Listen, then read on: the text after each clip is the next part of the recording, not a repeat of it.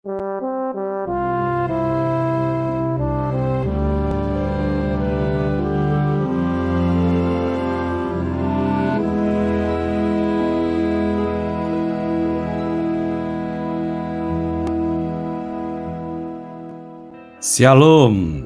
Tuhan selalu baik bagi setiap orang yang percaya kepadanya.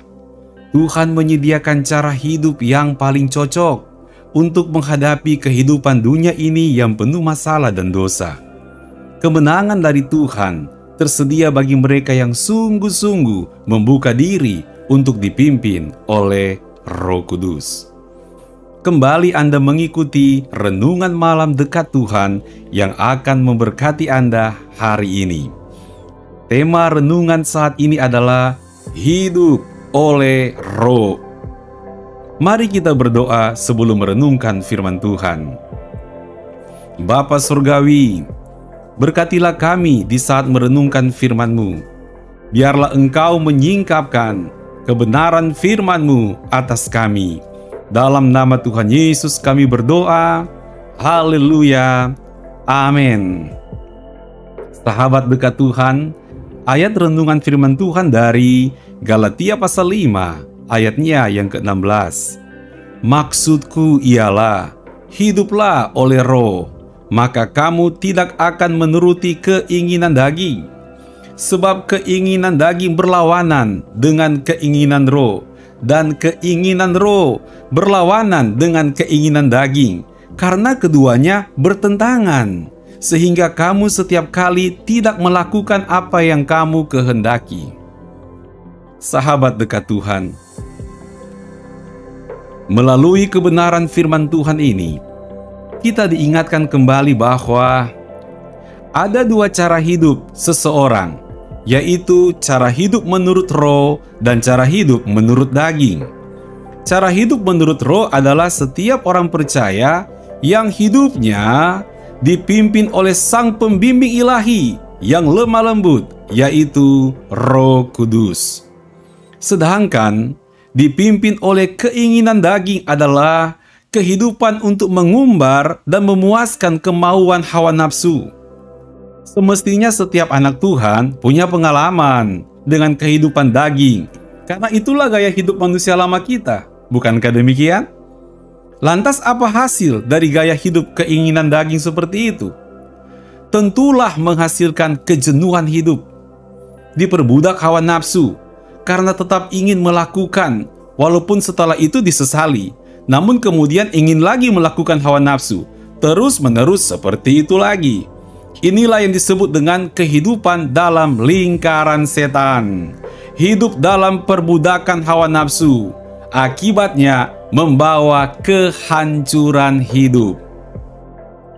Oleh sebab itu, setiap orang perlu memiliki kehidupan yang berbeda, kehidupan yang berarti, kehidupan yang bermakna, yaitu hidup yang dipimpin oleh Roh Kudus.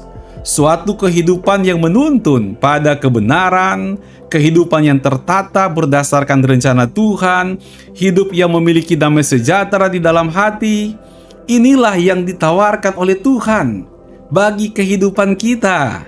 Suatu perubahan hidup, memiliki hidup yang baru, menikmati arti berkelimpahan dalam kebaikan Tuhan. Luar biasa. Cara untuk mengalaminya adalah dengan menerima Yesus sebagai Tuhan dan Juru Selamat pribadi kita.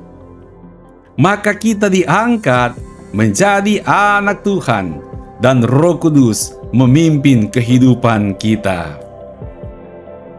Semestinya, ketika Anda mendengar kesaksian dari orang yang telah menjadi pengikut Kristus, Anda pasti akan melihat kehidupannya berubah.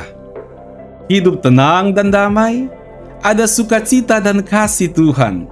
Namun perlu juga disadari sesadar-sadarnya, mereka yang pernah dipimpin oleh Roh Kudus masih punya peluang untuk kembali mengikuti pola hidup manusia lama, yaitu hidup menurut hawa nafsu.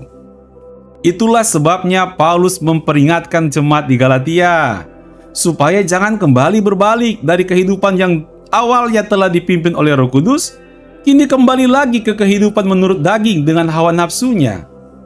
Sayang sekali, bukan? Oleh sebab itu, tetaplah berjaga-jaga. Periksa dirimu apakah masih setia hidup dipimpin oleh Roh Kudus, atau sudah mulai meninggalkannya dan mulai tertarik dengan memuaskan kedagingan.